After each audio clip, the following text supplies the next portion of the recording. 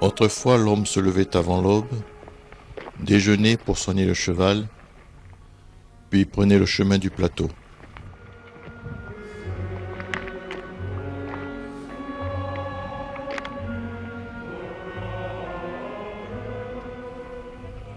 Sur ce plateau sauvage, devenu terre royale au Moyen-Âge, le roi accorde le droit de chasse et de pâture à tout habitant de Leucate. Il reste jusqu'à la Révolution le royaume des chasseurs et des bergers.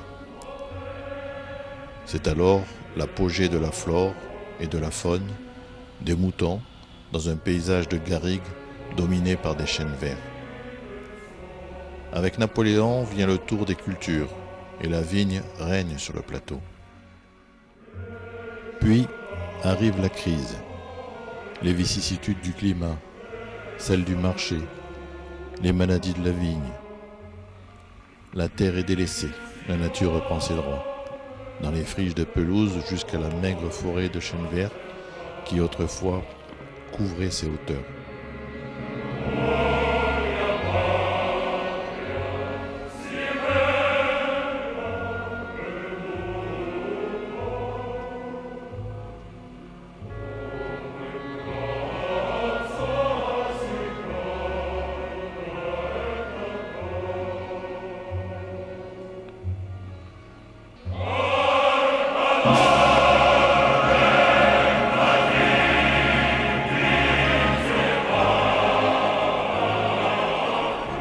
Partout, des murs en pierre, nés de la roche, remaniés par l'homme, pragmatique et nécessiteux depuis toujours, en murs de soutien, murés pour délimiter les parcelles, murs d'enclos pour les troupeaux.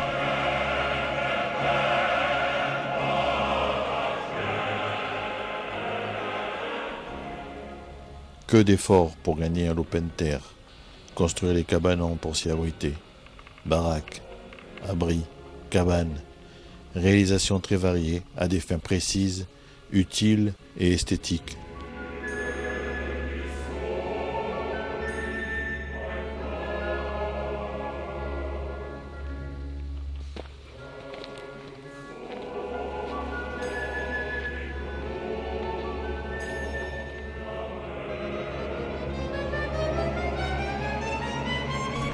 La roche, marquée par les roues des charrettes, témoigne des siècles de travail sur cette terre hospitalière mais ingrate.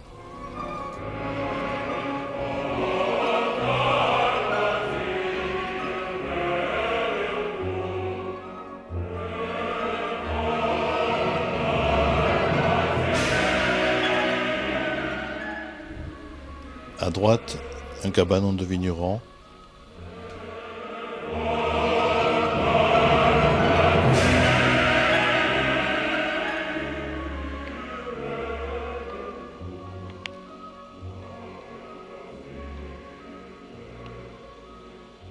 Plus loin, les murs dans lesquels on reconnaît les vestiges d'abris.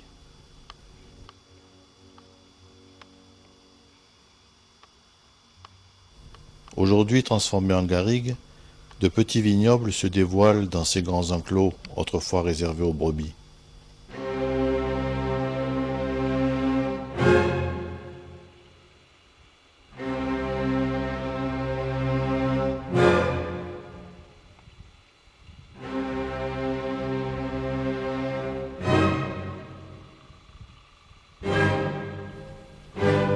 Jusqu'aux années 60, on était guère riche ici. La chasse était une question de survie.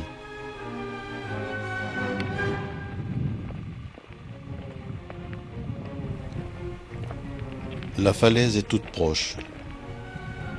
Encore quelques pas et l'odeur change, surtout par vent marin. Les roches sont mises à nu, usées, marquées de trous, travaillées, élargies par l'action de l'eau et du soleil. Les plantes, de plus en plus petites, s'y abritent et, profitant de ces aires de protection commodes, exploitent les moindres avantages. Être à l'abri du vent, avoir les racines plus à l'ombre, mieux utiliser les eaux de pluie providentielles, éphémères. Certaines sont rares.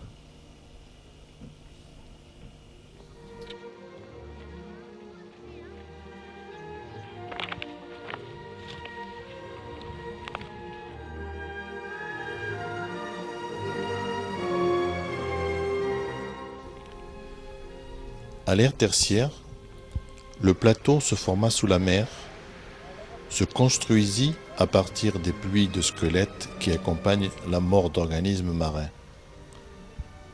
Puis, enterré sous le poids de ses couches successives et celui de l'eau, se transforma en roche calcaire, à son tour grignoté par les vers et coquillages. Lorsque la mer s'est retirée, soulevée par les forces internes réglant les agissements de la terre, sortant de l'eau, la roche soumise au gré des pluies, érodée, inféodée par les plantes et les insectes, éclata.